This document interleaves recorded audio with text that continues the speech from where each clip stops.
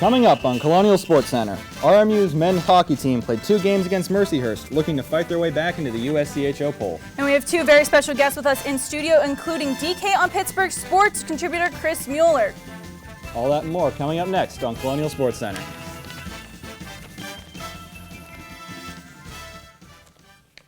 Welcome to Colonial Sports Center. I'm Dan Kitchen. And I'm Kristen Kudla. Glad to see you returning to the studio, Kristen. Me too. It's been too long. We have a score update for you to start the show again, as the RMU men's basketball team just lost to Mount St. Mary's 70-49.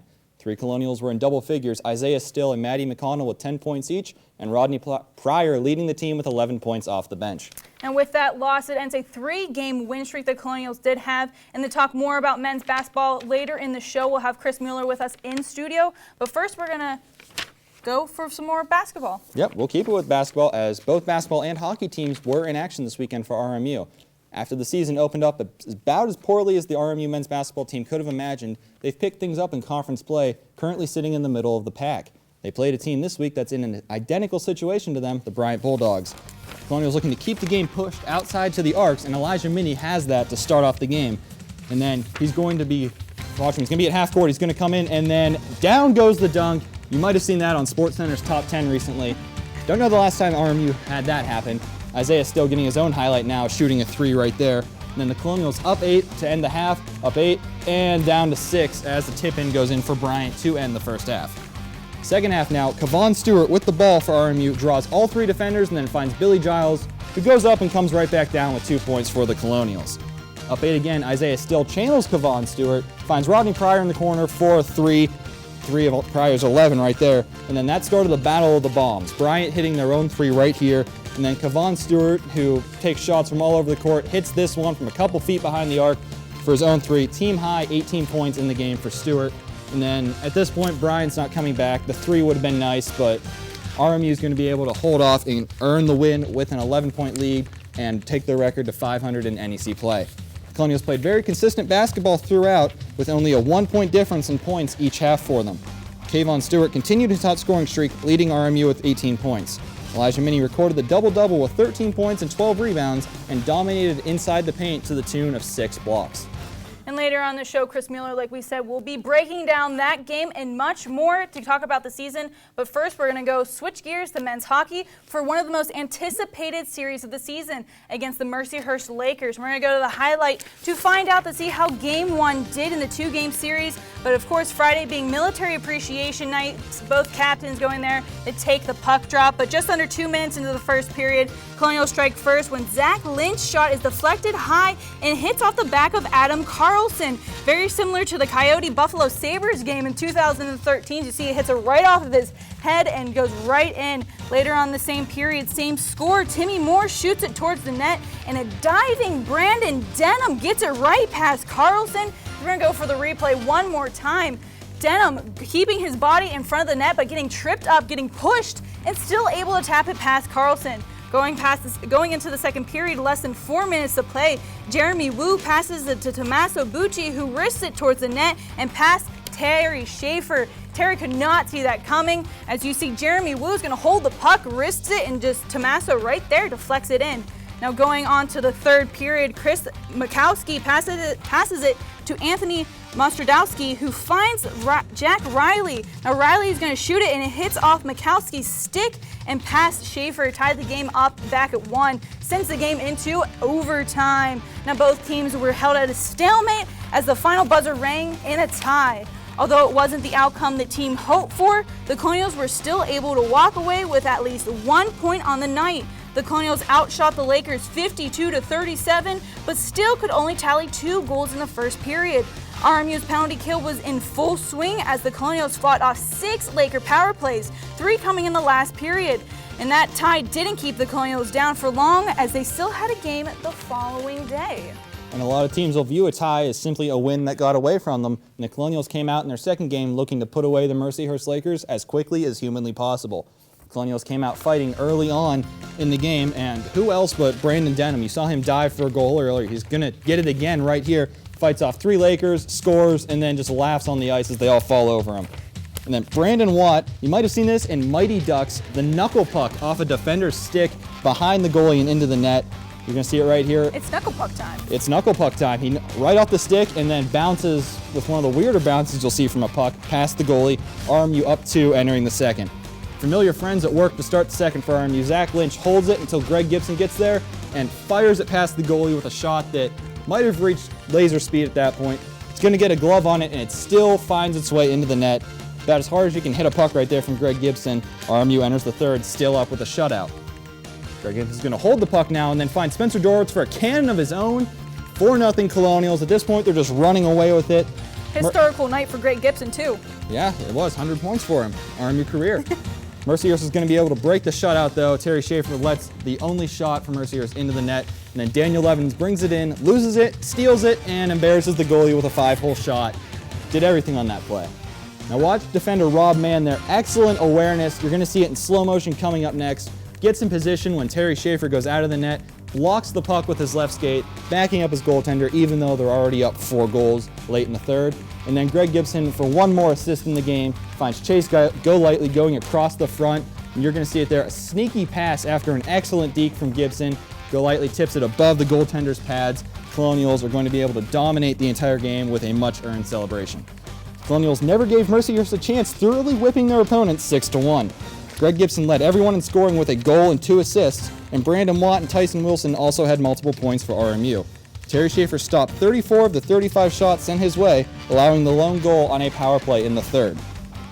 Multiple Colonials have had very good performances on ice this season, and our own Vince Russo from RMU Century Media is in studio to explain some of the numbers behind those players. Vince? Thanks, guys. Good to be here on Colonial Sports Center. Yeah, high times to be a Colonial fan whenever it comes to hockey.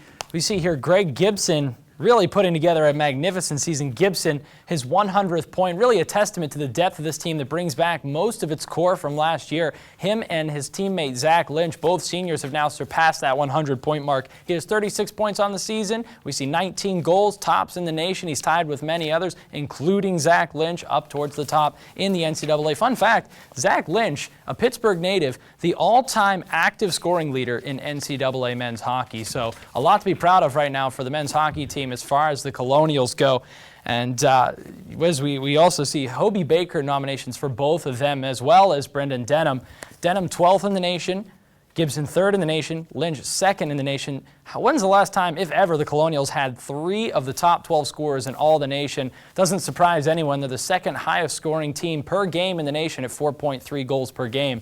They've done a great job putting the puck in the net. This is a team that has a lot of talent and a lot of depth. We saw Brandon Watt get his first goal of the season. As we see here, he's got 1 goal, 1 assist. That first goal, a big one in the Mercyhurst series. Watt getting on the board for the first time. And 8 of these Colonials, not him, but 8 other Colonials have 20 points for their career. Really a testament to how deep this team is. As I said, return a ton of their starters from last year, but a team that has a lot of firepower going forward. I think that's really going to help them coming down the stretch in the AHA, especially when it comes to playoff time. Whenever they're really focusing on guys like Gibson, guys like Lynch, you have other scoring options, so the team has other people to go to.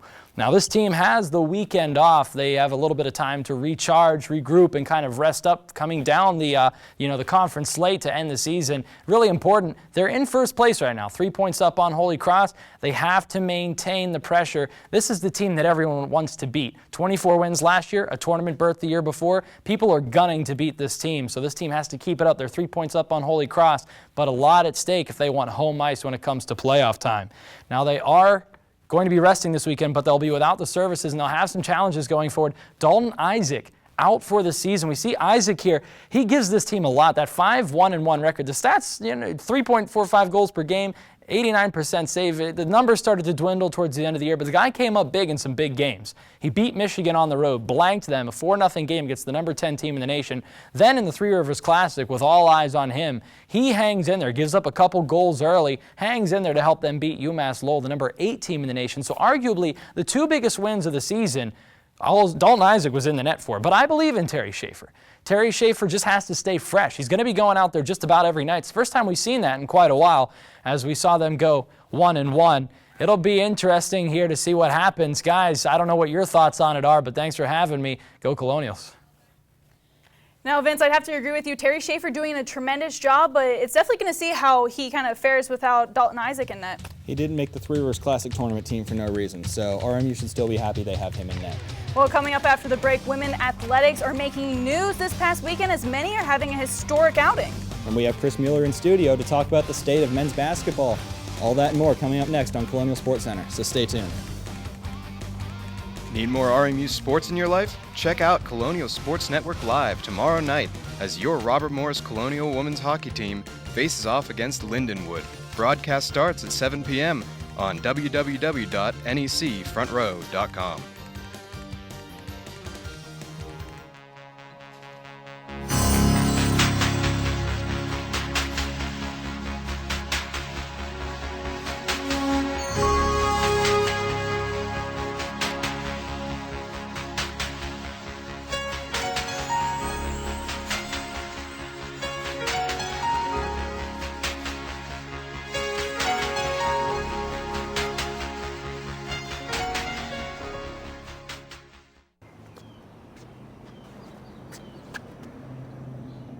Here is my handle and here is my spout.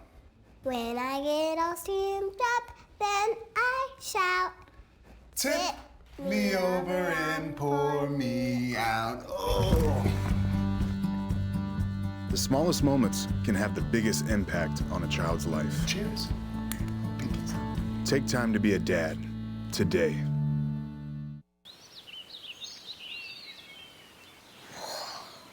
Oh, look, a redhead. Staring contest.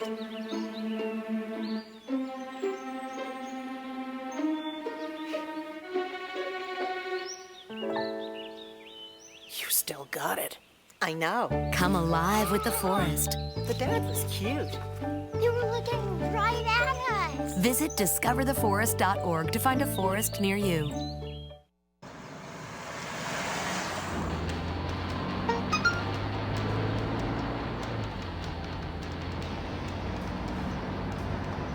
The average text takes your eyes off the road for nearly 5 seconds.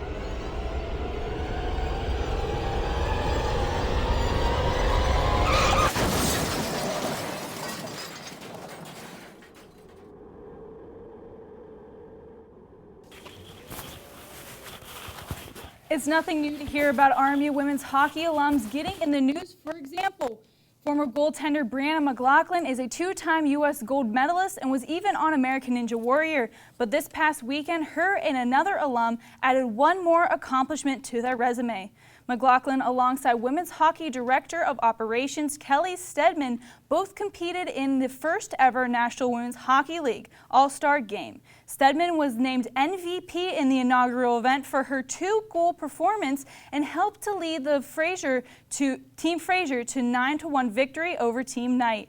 While the two ladies played on separate teams, both walked away still friends from a great experience. Members of the Colonial indoor track and field team from opposite ends of the graduation spectrum received awards this week from the NEC. Senior Olivia Loy was named the Field Athlete of the Week after placing second in the pole vault at the Youngstown State Invitational. That performance also qualified her for the ECAC Championships for the 4th time in her career. Freshman Matilda Terlith was named Rookie Athlete of the Week after placing 3rd in the long jump at the same event. Her mark puts her alone among freshmen in the NEC's top 7 marks in the event this season.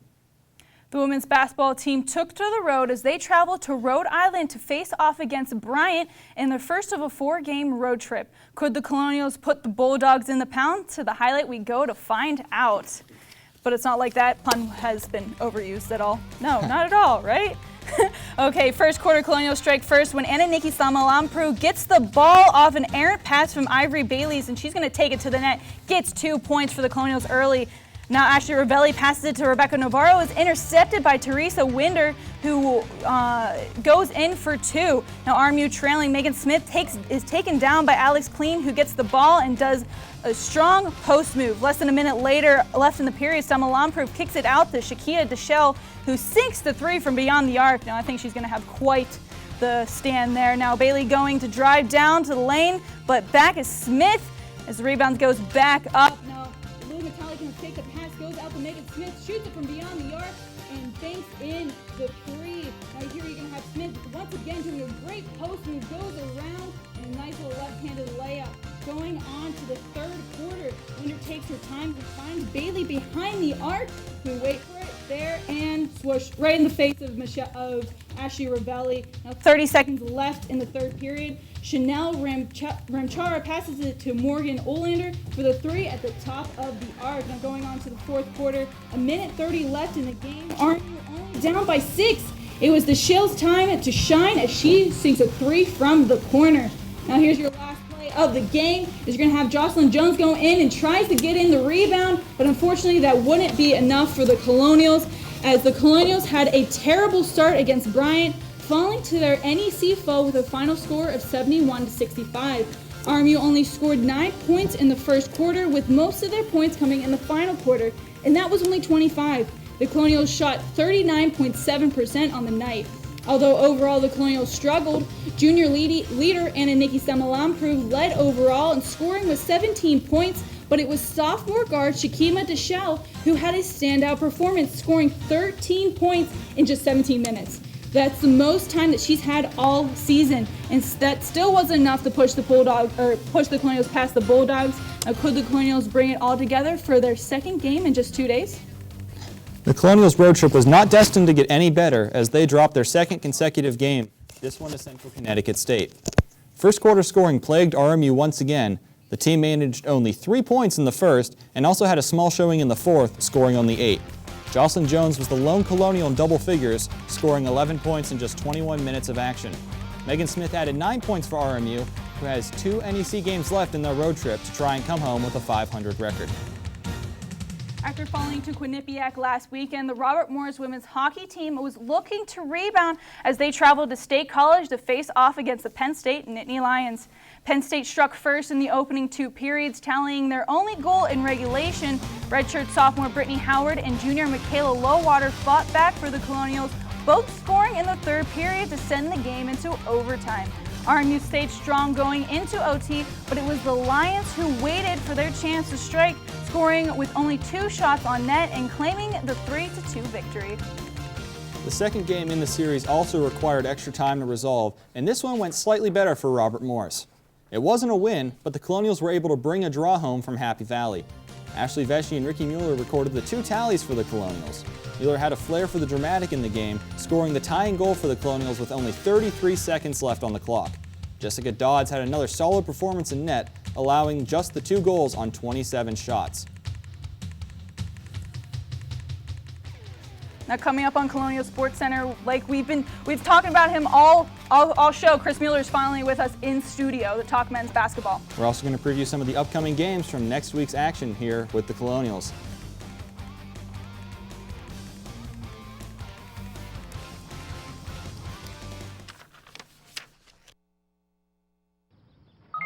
G-morning, sunshine.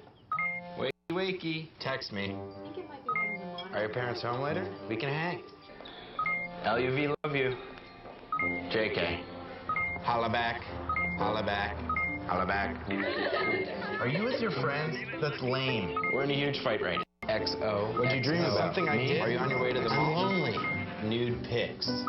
Send me some. Text me. I'm starving. What's for breakfast? Guten Tag! Johannes, Ross! I bring you arts-enriched Raisinblams, fortified with increased test scores and creative problem-solving skills. It's good! And good for you. Bobby? Susie? Don't worry, that's just the power of the art! Feed your kids the arts. For 10 simple ways to learn how, visit AmericansForTheArts.org.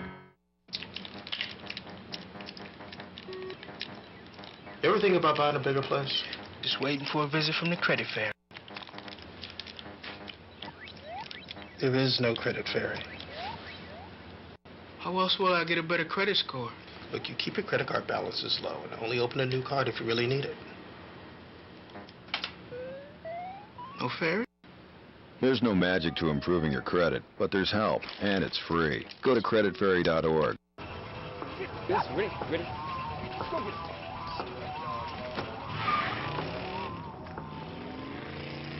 Oh, come on, Randy. Animal shelter, here I come. And no, I'm not crazy or emotionally damaged. That's a stereotype. I just belong to a total loser. I'm a good dog. So if you want a pet, adopt. And if you see Randy, tell him he dropped his wallet.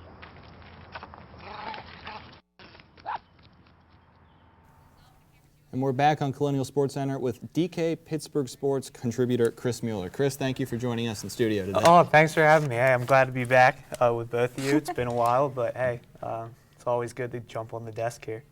All right, Chris, we'll go ahead and ask a question that a lot of people have been wondering lately, and that is, why does RMU always seem to do poorly in the opening of the season when they're playing tougher teams, and then once they get to NEC play, something clicks, and all of a sudden they're one of the best teams that you're going to watch? Right. I mean, this is an extremely young team, a team that really needed to learn by experience. So the first few games to start the season were rough. Actually, I mean, the first through 10, you saw them. But, you know, once they started to get their bearings under them, and another thing, Coach Andy Toole, he really schedules tough non-conference schedules on purpose, so that when they do get to the NEC and they're playing lesser teams, they're more experienced, they've been through trials and tribulations before, and then usually, as we've seen in the years past, it really helps them, benefits them later into the year.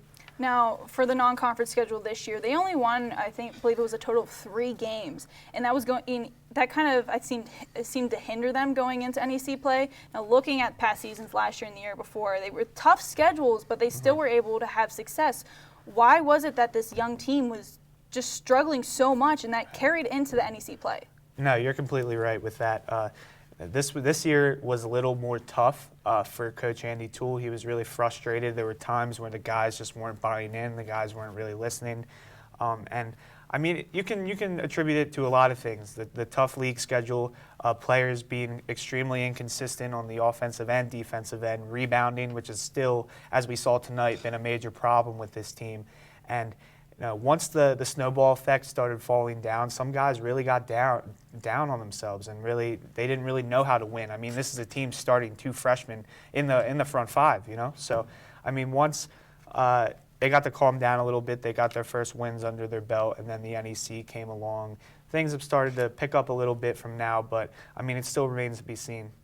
And how has Coach Toole been dealing with some of that inconsistency? Because for example, Rodney Pryor, who was supposed to be the team leader in all aspects this season, came off the bench to start the game today. Right. So how has he been dealing with the inconsistency where some players haven't been stepping up, and he's been dealing with a lot of younger players having to play significant minutes? I think Rodney coming off the bench was more because of his concussion. He was sidelined for 3 games with a concussion, and I think Toole just wants him to kind of work himself in and not really throw him out there for 30 more minutes a game. I mean, dealing with the inconsistencies, he's flirted with a ton of different starting lineups. You haven't really seen the same one. Rodney's come off the bench before. Elijah Minnie's come off the bench. I mean, they have a variety of guys that can play different positions, and I think Coach Toole is just really trying to find the winning formula and find that starting group, that rotation that can really take them to the promised land, and I don't think he has yet. I think that's a little bit of the reason why you see all these different guys in different spots. Now, do you think that's really going to play a factor? I mean, they're coming in, they haven't found that magic 5, and they're already halfway through the NEC. Are they even going to have enough time to even find that to have them click to finish out the season in the top 5? Yeah, I mean, they've won their last 3 games, so it's the panic button, well, before tonight, but the panic button is not being pressed as much as it was. I know Mount St. Mary's is one of the best teams in the NEC, so obviously tonight was expected, the result. I mean, they're middle of the pack now, and the thing you've got to remember is that the top 8 teams make the Northeast Conference tournament, so even if Robert Morris, I mean, are where they are now, they can still squeak in. Not let to say that they'll make a run in the conference tournament because they'll be playing one of the top teams, but I mean, they still have a shot now. They're put themselves in a position after the last 3 games to make the tournament and see what they can do from there.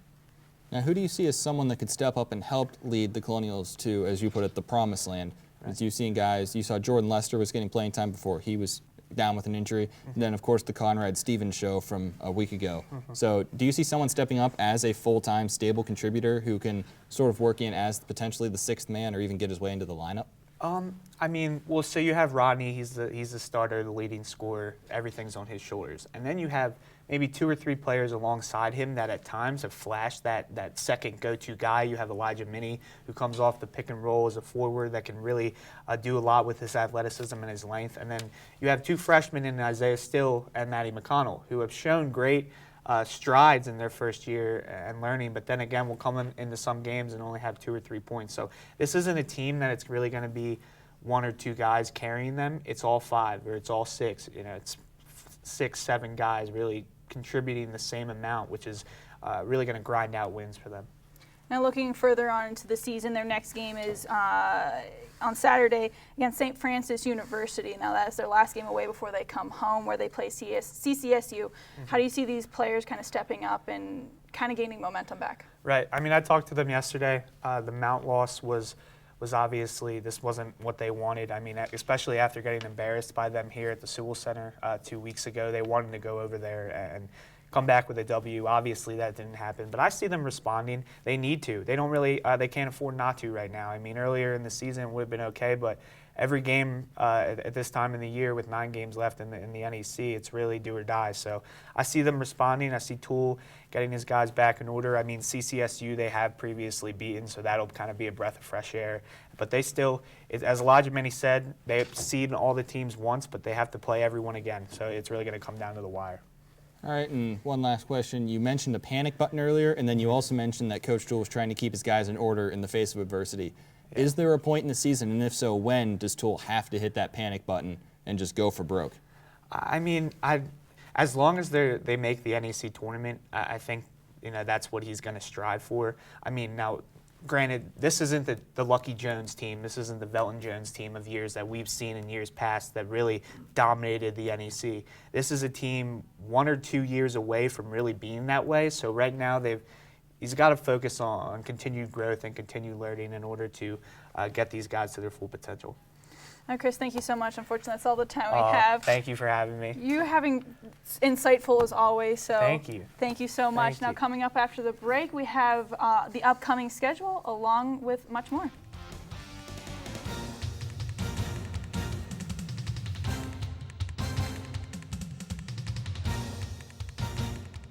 Boys are my heroes.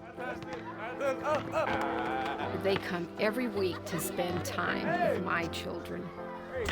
At Robert Morris University, every student is expected to reach out to others. They can teach them something no one else can. Wisconsin.